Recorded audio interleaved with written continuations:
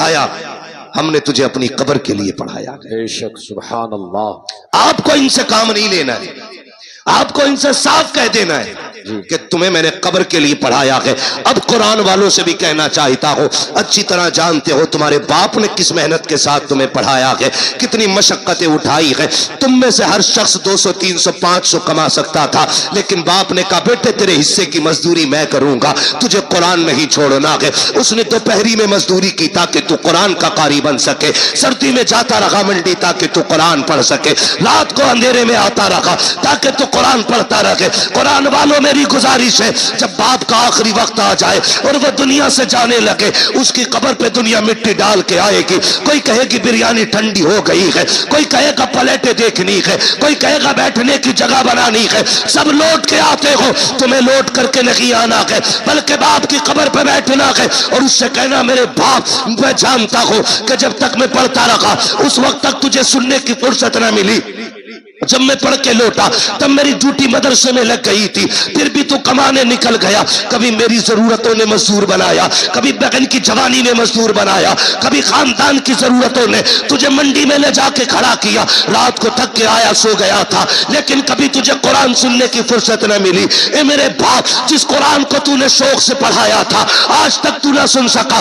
سن آج تو بھی فرصت سے ہے، میں بھی فرصت سے ہوں۔ اپنے باپ کی قبر پہ بیٹھنا اور اس سے کہنا ابا تو فرصت سے سن، میں تجھے فرصت سے سناؤں گا۔ اور قرآن والوں، الحمد کے الف سے لے کر کے والناس کے سین تک جب تک قرآن پورا نہ ہو جائے باپ کی قبر سے اٹھنا نہیں۔ میرا ایمان کہتا ہے جنازے میں کوئی بھی آ جائے، 40 میں کتنے بھی ہو جائے، مگر خدا کی قسم اگر سگا بیٹا باپ کی قبر پہ بیٹھ کے پورا قرآن پڑھے گا، اللہ قرآن مکمل ہونے سے پہلے باپ کی قبر کو جنت کی کیاری بنا ڈالے۔ نعرہ تکبیر، نعرہ رسالت، مسلک اعلی حضرت، فیضان اعلی حضرت، جشن دستار بندی، عظمت قرآن، نعرہ تکبیر، نعرہ رسالت۔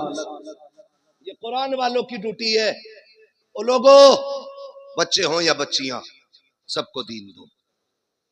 علامہ طیب صاحب مبارکباد کے مستحق ہیں، اور ان کا اخلاق اتنا اچھا ہے کہ سارے ہی دوست قریب قریب آج اس منبر پہ بیٹھے ہوئے ہیں، ورنہ لوگوں کے سگے بھائی نہیں آ پاتے، دوست بڑی بات ہے۔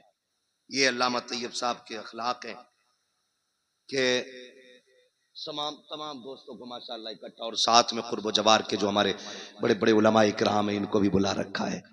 ہاں، یہ ان کا اخلاق ہے، میں مبارکباد پیش کرتا ہوں۔ یہ بیٹوں کو بھی دین دے رہے ہیں اور بیٹیوں کو بھی دین دے رہے ہیں۔ بے شک، سبحان اللہ۔ اب سوچنا ہمیں ہے، ہمیں کرنا کیا ہے۔ بڑی بات ہوتی ہے، 14 بچیوں کو ردائے فراغت سے مزین کیا گیا ہے، بے شک، ان میں فاضلہ بھی ہیں، 8 فاضلہ ہیں، سبحان اللہ۔ سبحان بول دو یار سبحان اللہ۔ سبحان یہ اللہ، پیسے لے جاؤ مگر بول دو سبحان اللہ۔ سبحان اللہ۔ تو نہیں رہے مولوی میں بیٹھے بیٹھے پیسے آ رہے، حضور کا صدقہ ہے۔ تیرے ٹکڑوں پہ پلے غیر کی ٹھوکر پہ نہ ڈال، جھڑکیاں کھائیں کہاں چھوڑ کے صدقہ تیرا۔ بے شک، ٹھیک ہے نا، بول سکتے ہیں نا۔ کتنی فاضلہ بنی؟ 8 اور 6 قاری۔ قاریہ۔ کئی بار ایسا ہوتا ہے نا، ہاں، ایک ہوتی ہے ملانی، پھر اس کے بعد ہوتی ہے عالمہ، پھر عالمہ کے اوپر ہوتی ہے فاضلہ، یعنی مفتی سے ایک درجہ نیچے، سمجھ گئی، مفتیہ سے ایک درجہ نیچے۔ اور اللہ نے چاہا آپ لوگوں کا پیار رہا تو پھر آئندہ اللہ چاہے گا تو مفتیہ بھی یہیں سے فارغ ہو کے نکلیں گے۔ بے شک، سبحان اللہ۔ چاہتے ہیں آپ لوگ ایسا ہو؟ چاہتے تو بولے یار سبحان اللہ۔ سبحان اللہ۔ نہ بولو گے 1 گھنٹہ اور بڑھا دوں گا تقریر۔ بہت ڈرے ہوئے بیٹھے لوگ، ٹھیک ہے نا۔ تو کئی بار ایسا ہوتا ہے، حضرت مفتی صاحب قبلہ نے ایک زمانے تک پڑھایا ہے رتنا گیری، جو ہندوستان کا بہت بڑا ادارہ ہے،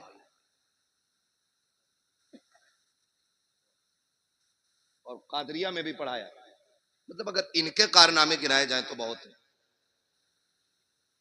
پوری تقریر پھر انہی پہ کرنی پڑے گی، ٹھیک ہے؟ انہیں دیکھ کے سمجھ لو، ٹھیک ہے؟ جو نہیں دیکھا اس پہ تقریر سمجھ لو، توجہ ہے سارے لوگوں پہ؟ تو یہ کئی بار ایسا ہوتا ہے نا، لوگ بیٹوں پہ محنت کرتے ہیں، بیٹیوں پہ محنت نہیں کرتے. وجہ کہ میرے اس کا کیا کریں، اسے تو پرائے گھر جانا ہے. للہ کے پڑھانے پہ 2.5 کروڑ دے دیتا ہے MBBS کی فیس میں، نہیں رہے گا سینے پہ ہی.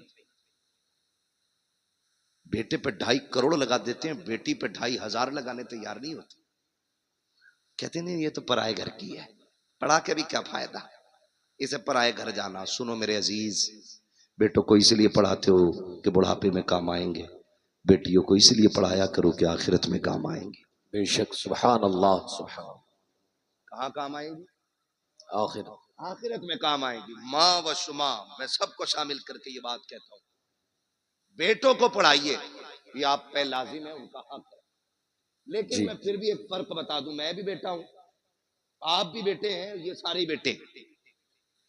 بیٹا 100 بار بھی قرآن کھول کے پڑھے گا نا، وہ ڈیوٹی سمجھ کے پڑھ کے اٹھ جائے گا.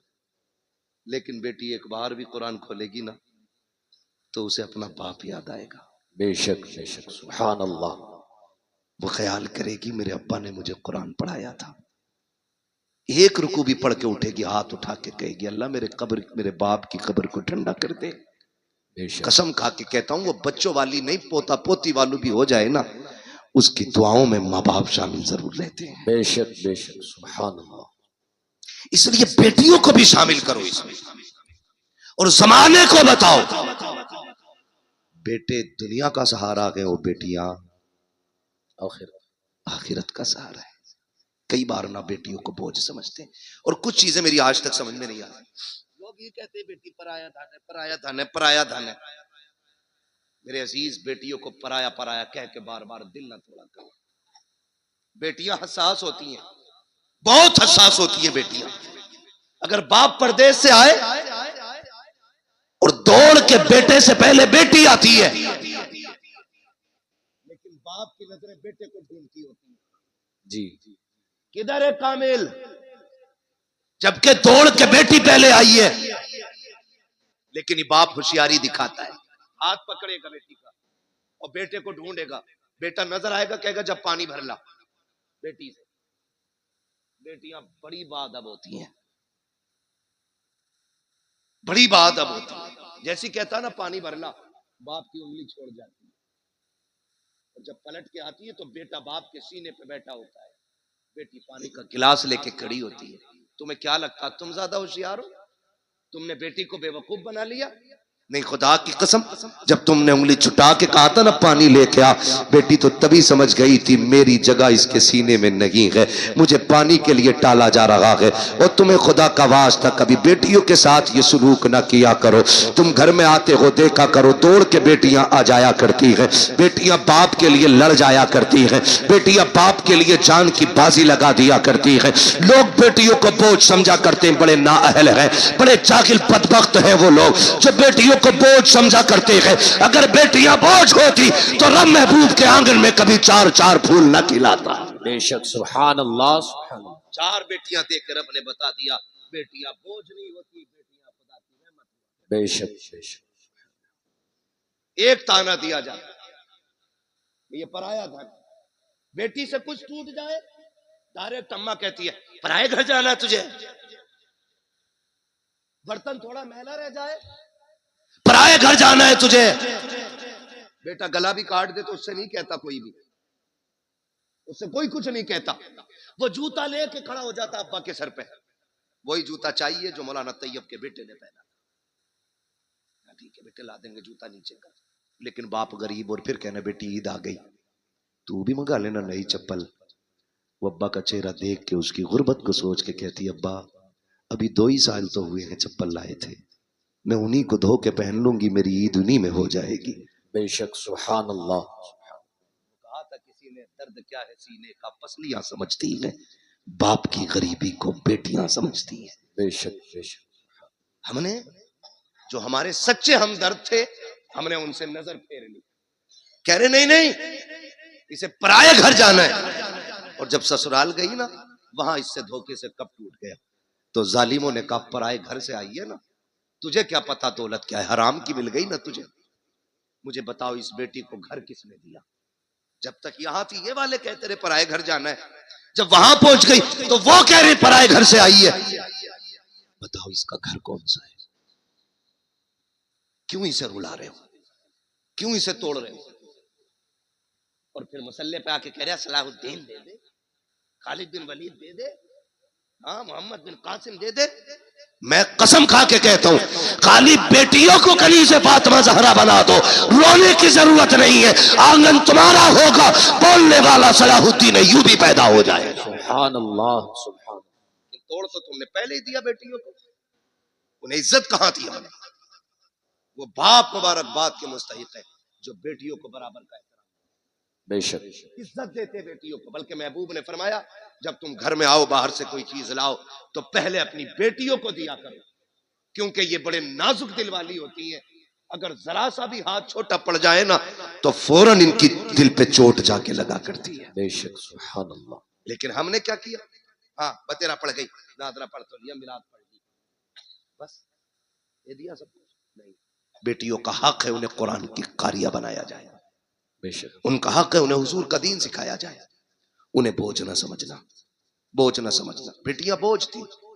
جب حضور آئے اعلان کیا لوگوں میری بیٹی میرے جگر کا ٹکڑا ہے, پھر ہر مزدور, ہر غریب, ہر امیر بیٹی کو جگر کا ٹکڑا سمجھنے لگ گیا. بے شک سبحان اللہ سبحان.